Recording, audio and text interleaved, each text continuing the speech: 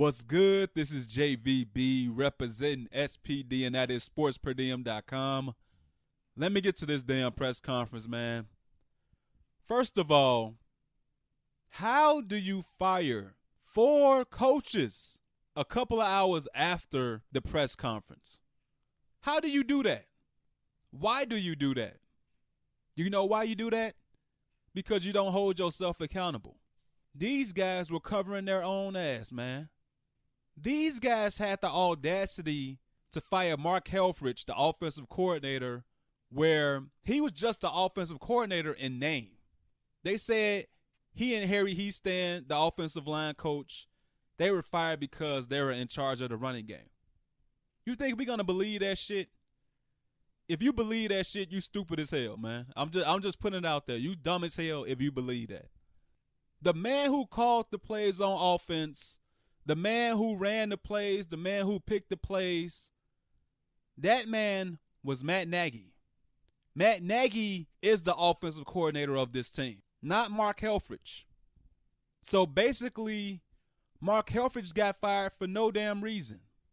He was a scapegoat because the offense played so fucking bad because Mitch Trubisky isn't the quarterback that these guys seemingly believe he is. And we heard more about that. We heard Ryan Pace and Matt Nagy waxing poetic about Mitch Trubisky and how, he had a down year and he'll be back. He's a smart kid. He's going to get better. He's going to grow from this. You know damn well Mitch Trubisky is not a good quarterback. So stop feeding us the bullshit. We don't want to hear it. I'm not surprised that he'll say something like that because that's his ass. If Mitch Trubisky fails, Ryan Pace will fail. He will lose his job. Same thing goes for Matt Nagy. He will lose his job. They attached to the fucking hip. They stuck together. So if Mitch fail, they all fail. But to go out and say, he just needs to learn how to read defenses, and I don't think he's that far away from reading the coverages and being a master of reading coverages and all of that. Really? Are you not watching what we watching?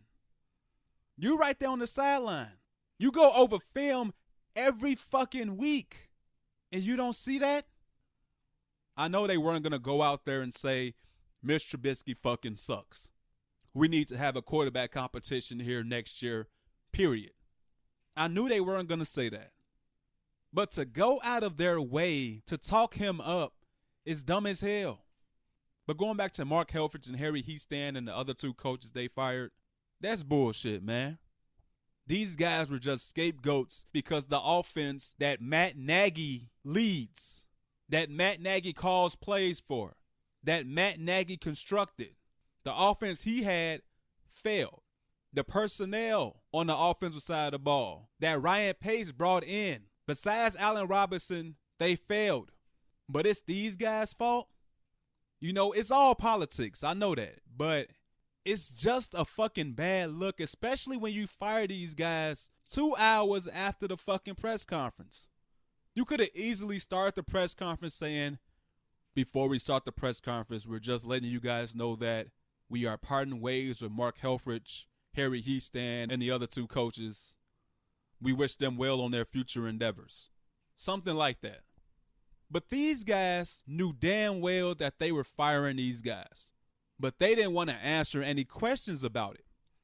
They didn't want Matt Nagy to answer questions like, why did you fire Mark Helfrich? How did that decision come about? How did the decision to fire Harry Heastand come about? They didn't want none of that.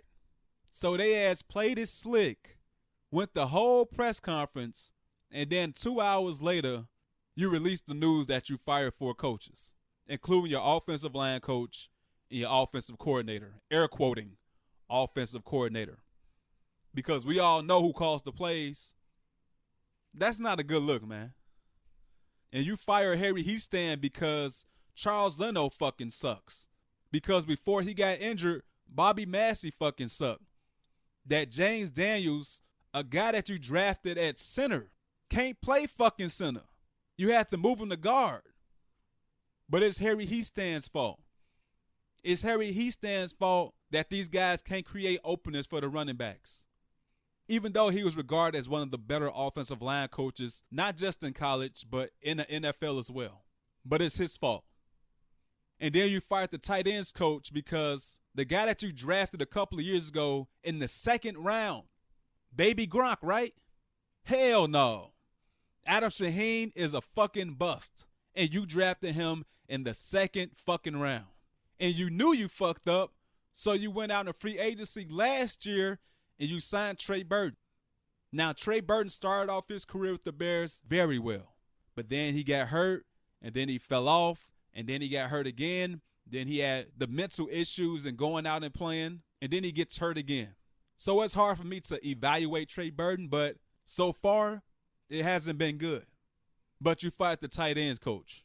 Like, the press conference was bullshit anyway, but to do that shit after the press conference, after the fact, because you didn't want to answer no more questions, that's bullshit.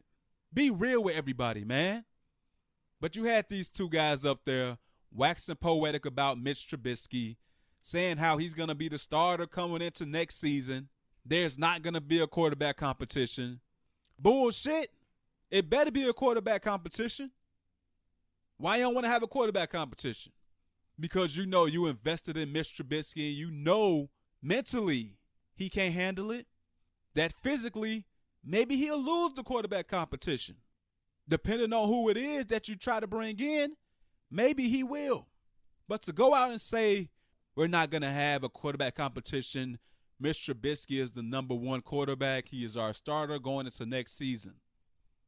Brian Pace, if you don't get your head out of your ass or out of Mitch Trubisky ass and go into free agency and sign a quarterback that has started in this league, a quarterback that is capable of being better than Mitch Trubisky. If you don't go out and do that, man, you better get some empty boxes ready, bro, because you're going to have to fill them bitches up because you will be gone. You better bring in some competition for Mitch. Not only sign the free agent, you know what? You got 2 second-round picks. There's going to be some quarterbacks on the board. Use one of them second-round picks on the quarterback because Mitch Trubisky is not the guy. This ain't Peyton Manning or Aaron Rodgers or Pat Mahomes. We don't need just one quarterback. We need 2 more quarterbacks. A veteran quarterback that can start in this league and a rookie quarterback that you can groom and maybe he can be the successor to Mitch Trubisky. Because at this rate, this team is going to need somebody to replace Mitch. When talking about picking up the 5th-year option for Mitch, they didn't commit to it, which is good because he doesn't deserve it. But, you know, they can very well be bullshitting us, too. I won't be surprised if they picked it up. They picked up Leonard Floyd's 5th-year option, and look what he's done. Not a damn thing. But you know what? You know who drafted him, right? Yeah, that same guy, Ryan Pace. So I won't be surprised if they did pick up Mitch's 5th-year option. But all I know is there's got to be some guys in here next year at the quarterback position, not named Chase Daniel, backing up Mitch Trubisky at the worst. I know Mark Helfrich is gone. I know he was fired. I don't give a fuck. Bring in Marcus Mariota. Like, what's the worst that can happen? You got 2 second-round picks. Look at offensive linemen and also look at a quarterback. If somebody like Jalen Hurts is there, draft him. You need all hands on motherfucking deck when it comes to the quarterback position. If the Bears did those things, if they brought those guys in, which I don't believe they probably will because it's Ryan Pace, it's Matt Nagy. You know, they don't want to hurt Mitch's ego. They don't want to make him feel bad and turn off all the fucking TVs again. But they should do it. Bringing in somebody like Marcus Mariota, a former 2nd overall pick, but bringing in a guy who had some success in the league, but he eventually busted out in Tennessee, and maybe a change of scenery will help him.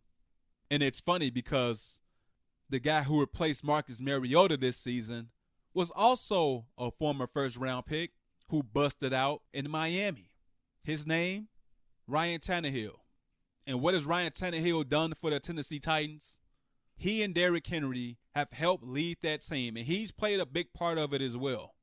He's not just throwing little screen passes and little 3-yard passes and 5-yard passes. He airing the ball out. But he's played well for the Titans, and he's taken that team into the playoffs.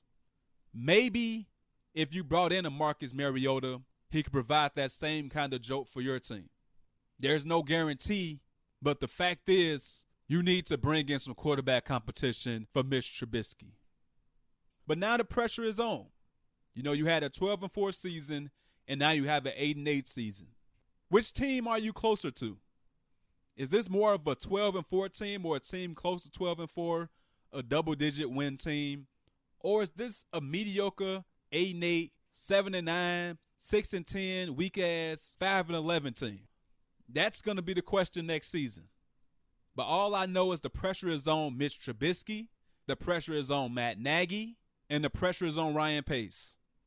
Those three guys have a lot of work to do this offseason. Because if you don't go out and shore up the quarterback position's depth and shore up the offensive line, and if this offense is still trash and your quarterback's still fucking trash, and this is one of the worst offenses in the league again, all eyes are on you, Matt Nagy. All eyes are on you, Ryan Pace. All eyes are on you, Mitch Trubisky. Because it ain't going to be no more scapegoats. There's no more coaches you can fire. It ain't going to be nobody else's fault but yours. Because at the end of the day, Matt Nagy, you call the fucking plays. But if it ain't no improvement next season, heads are going to roll. The pressure on. But I'm out. Like the video and share this video. And do not forget to subscribe to the channel. Until next time, take it easy. God bless. Peace.